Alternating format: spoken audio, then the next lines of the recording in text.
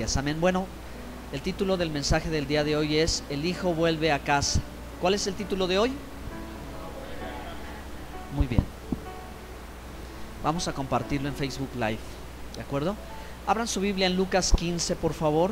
Sé que conocen esta porción de la Escritura y a través de esta porción de la Escritura trataré de explicar los grandes beneficios, las grandes bendiciones, los valores que se encuentran dentro del plan de Dios para salvar nuestras vidas. ¿Ya lo encontraron? Lucas 15. Amén. Bueno, pues vamos a leer desde el versículo 11 para recordar este episodio de la parábola comúnmente llamada la parábola del hijo pródigo. Amén. Dice, permítanme, aquí estoy ya. También dijo: un hombre tenía 2 hijos, y el menor de ellos dijo a su padre: Padre, dame la parte de los bienes que me corresponde, y le repartió los bienes. No muchos días después, juntándolo todo, el hijo menor se fue lejos a una provincia apartada, y allí desperdició sus bienes, viviendo perdidamente. Y cuando todo lo hubo malgastado, vino una gran hambre en aquella provincia, y comenzó a faltarle. Y fue y se arrimó a uno de los ciudadanos de aquella tierra, el cual le envió a su hacienda para que apacentase cerdos, y deseaba llenar su vientre de las algarrobas que comían los cerdos, pero nadie le daba. Y volviendo en sí, dijo: ¿cuántos jornaleros en casa de mi padre tienen abundancia de pan, y yo aquí perezco de hambre? Me levantaré e iré a mi padre y le diré: Padre, he pecado contra el cielo y contra ti, ya no soy digno de ser llamado tu hijo, hazme como uno de tus jornaleros. Y levantándose, vino a su padre, y cuando aún estaba lejos, lo vio su padre, y fue movido a misericordia, y corrió, y se echó sobre su cuello, y le besó. Y el hijo le dijo: Padre, he pecado contra el cielo y contra ti, y ya no soy digno de ser llamado tu hijo. Pero el padre dijo a sus siervos: sacad el mejor vestido y vestidle, y poner un anillo en su mano y calzado en sus pies, y traedle el becerro gordo y matadlo, y comamos y hagamos fiesta, porque este mi hijo muerto era y ha revivido, se había perdido y es hallado. Y comenzaron a regocijarse. Amén. Aquí vamos a detener la lectura, ¿verdad? La parábola todavía contiene algunos otros elementos más, pero nos vamos a enfocar en esta ocasión, en este episodio o en esta parábola, en la parte del hijo heredero que malgastó la herencia, pero que volvió arrepentido a su casa, a la casa de su padre, y su padre lo aceptó, lo perdonó, le puso un nuevo vestido, ¿verdad? Le envió, ¿verdad?, a matar un becerro, ¿verdad? Y le hizo una fiesta, y todos se regocijaban. Amén. Bueno, el hijo vuelve a casa. Es una forma muy sencilla, es una forma admirable, es una forma muy especial en la que Jesús enseñaba a sus discípulos, pero que obviamente está conectado con el plan de redención. ¿Ok? Diga conmigo: Dios tiene un plan de redención. Ok, entonces de eso es de lo que yo quiero hablar. ¿Ok? Esa es la razón por la cual voy a mencionar la historia o la parábola del hijo pródigo, o el hijo que malgastó la herencia, para conectarlo con todo lo que Dios ha dicho desde el principio en las Escrituras, y para poder nosotros comprender todo lo que debemos experimentar, lo que debemos valorar y lo que debemos comprender que hemos recibido de Dios, y que Dios, a través de las fiestas bíblicas, nos lo vuelve a recordar. porque ese es su objetivo, esa es su intención, es hacia donde Él nos quiere llevar en este tiempo. Amén. Entonces creo que todos y cada uno de nosotros hemos tenido una experiencia similar a la del hijo pródigo, ¿sí? Que cuando nosotros no habíamos reconocido el señorío, la autoridad, la salvación, la misericordia, el perdón de Dios, vivimos en una manera en que nos guiábamos por nuestra propia opinión, en que nos guiábamos por nuestros sentimientos, nos guiábamos por las razones de otros. Pero considero que quizás muy pocas personas tomaban en cuenta a la Sagrada Escritura, y no por el hecho de saberla, sino por el hecho de obedecerla. Dicho en otras palabras, como el hijo pródigo, también, ¿verdad? Tuvimos, ¿verdad? Muchas bendiciones, muchas oportunidades y la vida misma, y hicimos mal uso de ella. A eso, ¿verdad? Pues entendemos que llamamos pecado, y pecamos. Y fuimos desobedientes ante Dios y fuimos rebeldes para con Él, y la paga del pecado era la muerte, la condenación, estar perdidos. Nos sentimos sin Cristo perdidos, así como de pronto el hijo pródigo, cuando ya no tiene más satisfacción de la vida y se siente vacío, su vida no tiene sentido y no hay razón por la cual él quiera seguir viviendo, entonces vuelve en sí, estando en la peor situación, en la peor condición. Y vaya que para un judío estar, ¿verdad?, buscando hasta el alimento de los puercos era una humillación completa. Entonces él estaba en una situación terrible, pero en ese momento vuelve en sí, ¿de acuerdo? Así como nosotros, cuando también, por la razón que haya sido, por la necesidad que haya sido, volvimos en sí y nos arrepentimos, le pedimos perdón a Dios, creímos en el mensaje del Evangelio, y a partir de ese momento comenzamos o emprendimos un regreso al Padre, un volver a Dios, un ya no darle la espalda, ahora tomarlo en consideración, y empezamos ese camino de regreso hacia el Señor, para que presentándonos delante de Él le digamos: no somos dignos de ser llamados tus hijos, pero el Padre nos recibe. ¿Están aquí? Él nos perdonó, Él nos aceptó por medio del Cordero, porque Él sacrificó el Cordero de Pascua por nuestra salvación. Amén.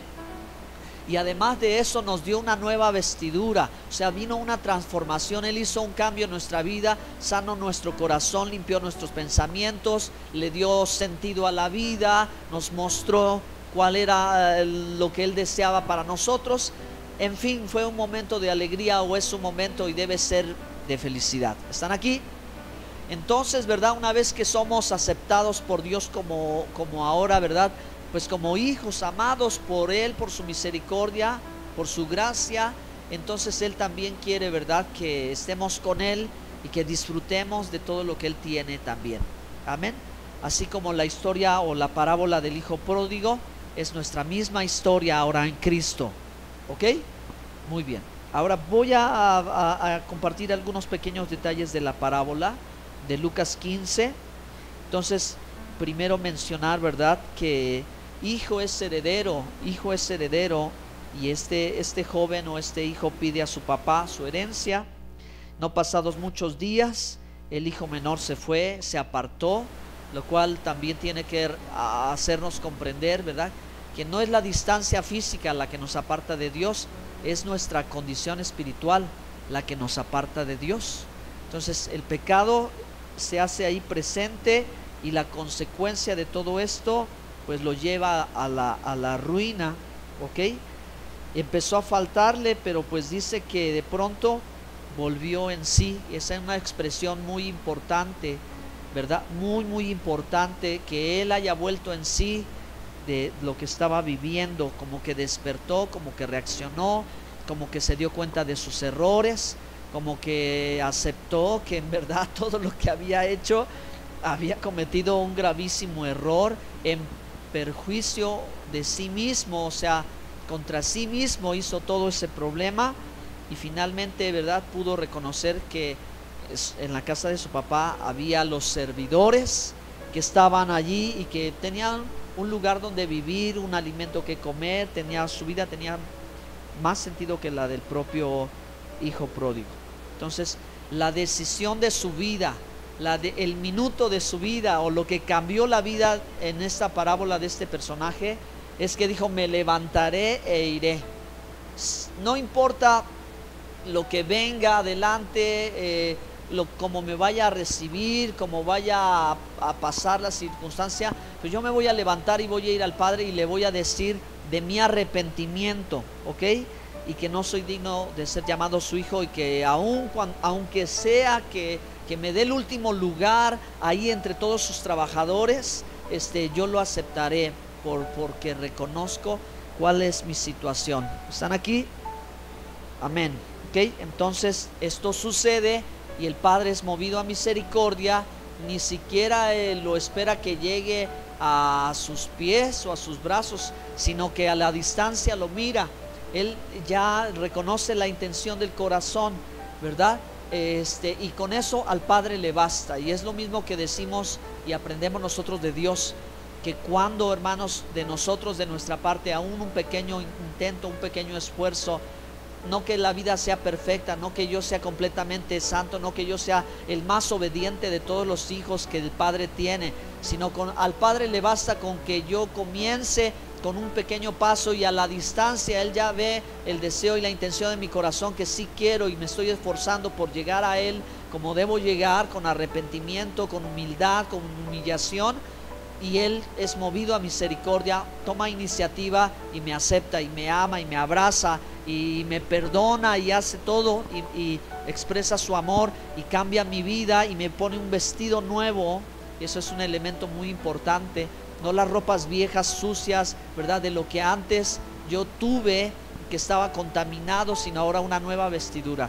Y eso habla de muchas cosas en nuestra vida, y eso tiene que ver con lo que aprendemos también en las fiestas bíblicas, porque son valores, porque son principios, porque son instrucciones de vida, porque son cosas que no pueden faltar, que tienen que estar, porque son valiosas, son atesorables, porque son cosas que van a permanecer, hermano, no son cosas pasajeras. Las cosas que Dios ha puesto entre toda su palabra y lo que Él manda, ahí está lo que nosotros necesitamos para vivir. No como el mundo, que pretende de pronto darnos lo que para ellos es valioso, importante, pero que al final se desgasta, que al final se corrompe, que al final se marchita, se seca, se acaba, no te satisface, no te llena, no te sacia, no te hace sentir pleno, te deja vacío. Al final te queda con una resaca de remordimiento, de culpabilidad, de dolor, de amargura. Eso es lo que el mundo, que representa las algarrobas y que representa lo que el mundo ofrece, no te va a saciar. Solamente Dios te va a saciar, solamente Dios te va a llenar, solamente Dios va a cubrir todas tus expectativas. Por eso necesitas volver a Él, por eso necesitas regresar a Él. Por eso regresamos hace tiempo, y a lo mejor algunos todavía están a la distancia, intentándolo y queriéndolo, ¿verdad?, encontrarse plenamente con el Padre, para poder, hermanos, experimentar un cambio que los transforme por completo y que les haga demostrar a ustedes mismos que no necesitan nada más que a Dios. Apláudanle al Señor, hermanos amados. Aleluya. Amén. Bueno, pues entonces diremos lo primero que vamos a decir. ¿Cuál fue, es y ha sido siempre el problema de todo ser humano? Y el problema que aparece aquí también entre las líneas. Hermanos, el pecado ha sido el problema de nuestras vidas. La infelicidad, el dolor, la muerte, la enfermedad en muchas ocasiones, por el pecado. Ese es el gran problema de todos, ¿sí? Y bueno, pues rápidamente, por favor. No nada más es pues estar conscientes del pecado, que bien la palabra de Dios dice que el pecado es la desobediencia de los mandamientos de Dios. ¿Ok? El pecado es la desobediencia, es la transgresión de la ley. Ponga atención. Pecado es transgresión de la ley, desobediencia del mandamiento. Ya explicamos el domingo pasado que el mandamiento no es tradición. El mandamiento está escrito en la Biblia. Y ahí es donde Dios dice lo que Él desea que nosotros hagamos. Si lo hacemos, obedecemos. Si no lo hacemos, desobedecemos a Dios. ¿Ok? Sencillo, ¿verdad? Sencillo. Entonces, el problema de todo ser humano es el pecado. ¿Y cuáles son las consecuencias del pecado? Bueno, pues la ruina, la esclavitud, la cautividad, la culpabilidad, la condenación y al final, hermanos, la muerte. Vaya problema y vaya consecuencias tan graves que el pecado no puede ser considerado como un asunto menor, porque un poco de levadura leuda toda la masa. Y a veces cuando nosotros vivimos cotidianamente permitiendo que haya poca levadura en nuestra vida, pues al final de cuentas viene a afectarnos como una bola de nieve que va y se hace cada vez más grande, ¿de acuerdo? Estos asuntos de la vida cristiana, estos asuntos de la vida con el Señor, de la vida espiritual, nunca se pueden tomar en poco, hermanos. La razón por la cual Dios de pronto pide una limpieza completa, concienzuda, es precisamente para que no estemos dando cavidad ni siquiera a un poquito de levadura, porque corre el peligro de que leude toda la masa y el asunto se vuelve tan complejo que un buen cristiano con un gran deseo de amar a Dios y obedecerlo, por acceder a la tentación y al pecado, va abriendo una pequeña puerta que después ya no puede detenerla, porque la carne no se puede domesticar. La Biblia dice que debemos, ¿verdad?, de hacer morir los deseos de la carne. ¿Me voy explicando, hermanos? Amén. Entonces el cristiano aún sigue con sus instintos, sus sentidos y viviendo en este mundo. Es un ser, es una persona espiritual, pero que igualmente tiene todavía, ¿verdad?, esta porción de su naturaleza que no puede permitir que ni siquiera quede una pequeñita moronita, porque entonces, ¿verdad?, eso puede empezar a crecer y causar graves consecuencias. Amén. La historia del hijo pródigo, ¿verdad?, que tenía una indicación, una instrucción del padre, pero no la cumplió. Él agarró su camino, buscó su propia justicia. Él fue orgulloso, soberbio, sabio en su propia opinión, pensó que él tenía la razón y que él sabría cómo le haría para salir adelante, pero la realidad fue que no, la realidad fue que se equivocó, que él mismo se llevó a la ruina y se sintió culpable y estaba en una condición delicadísima. Ahora, la solución.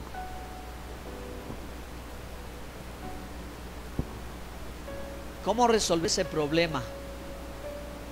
¿Cómo resolver esa situación?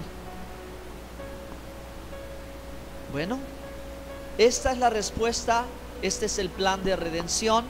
Esta es una forma tan sencilla, tan clara, tan objetiva que el Señor relata. En cuanto a la redención, redimir quiere decir comprar a precio de. Y Dios, hermanos, en el plan de redención relatado en toda la Biblia, nos ha mostrado que Él quiere redimir al hombre del pecado.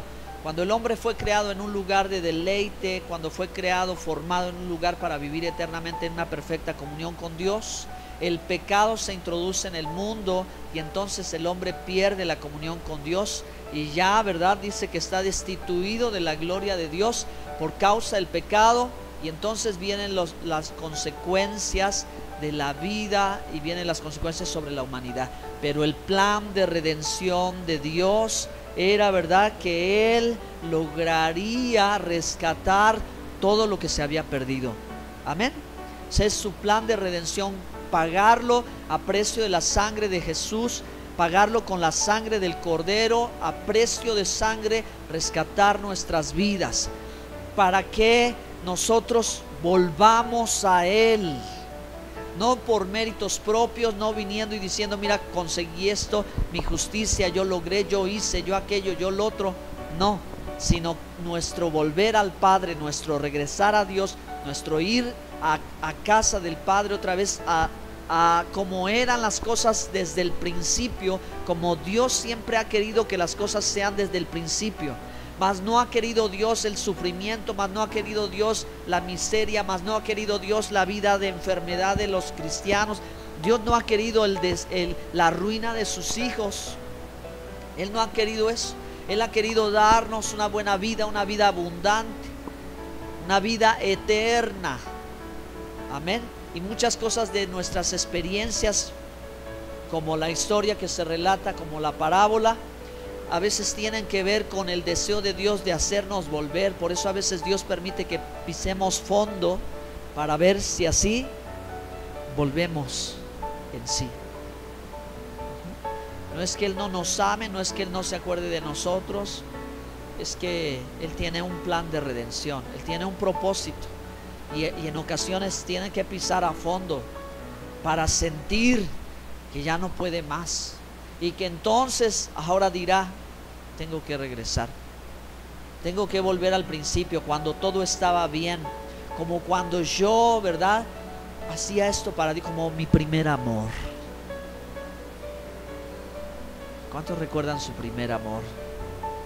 ¿Cuántos viven en su primer amor? Porque el que diga amar a Dios, le obedecerá. Porque si amamos a Dios, guardamos sus mandamientos. Bueno, pues entonces, hermanos, volver a Dios habla de arrepentimiento y cambio, corrección.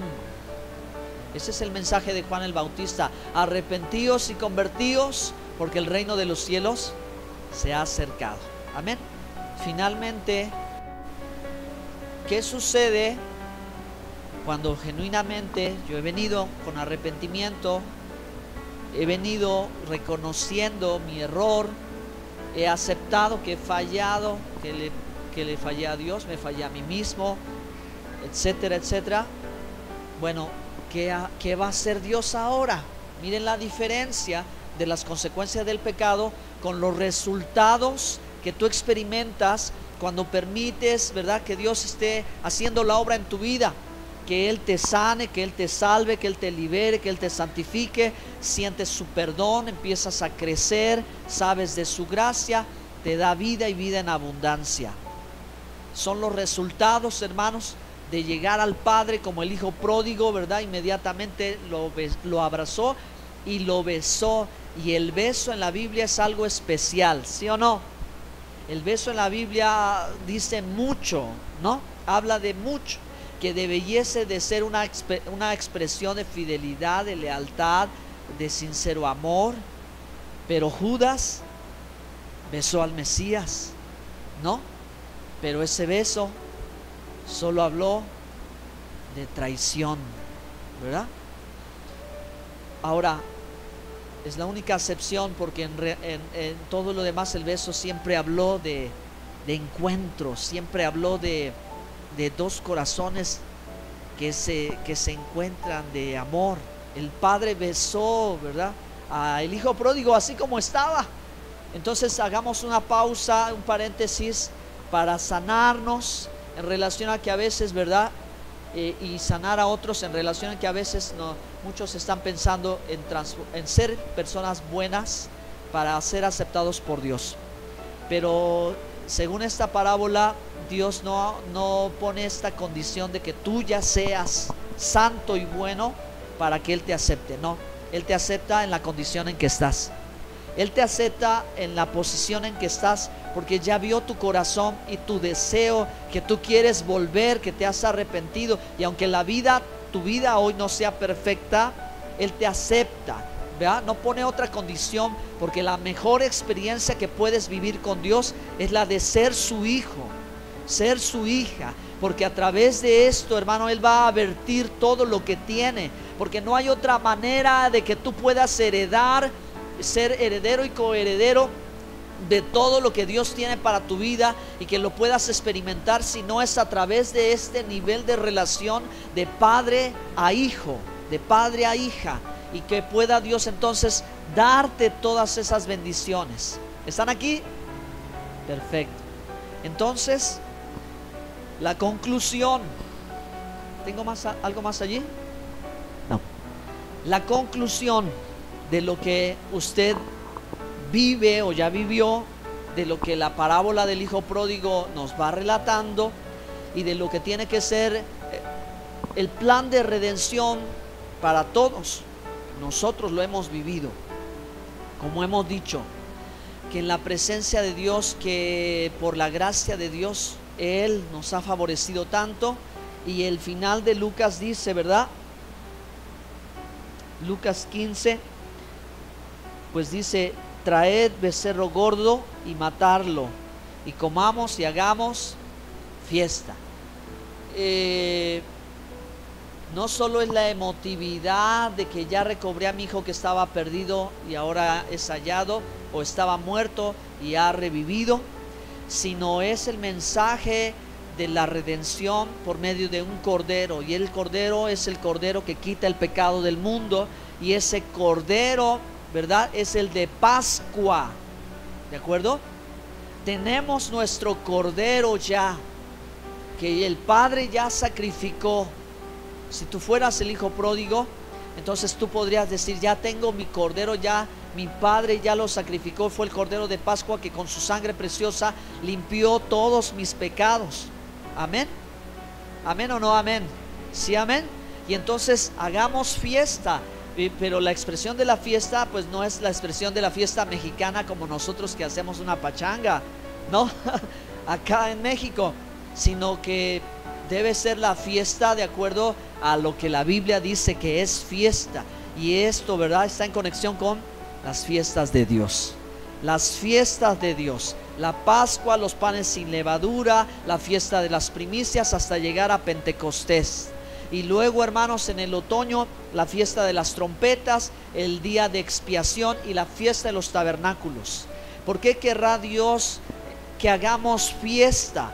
¿Por qué haríamos fiesta? Porque en la fiesta tú vas a aprender esto.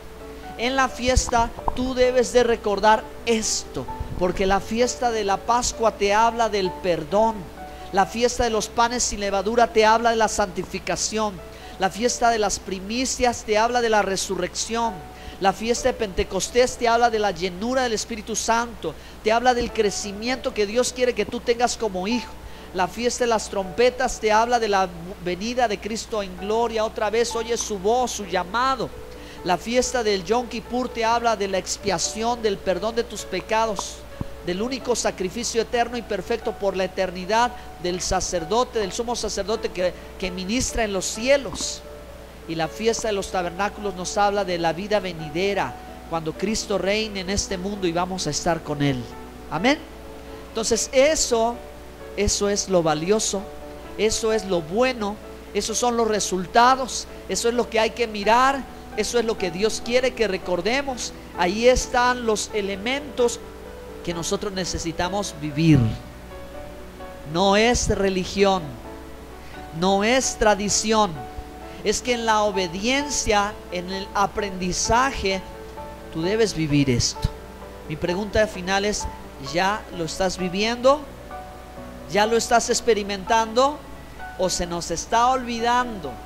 ¿O solamente, hermano, ya estamos nosotros en un terreno de costumbrismo, donde pues no estamos experimentando el poder de Dios, donde no estamos experimentando la redención, la transformación, el cambio? Pónganse de pie, por favor.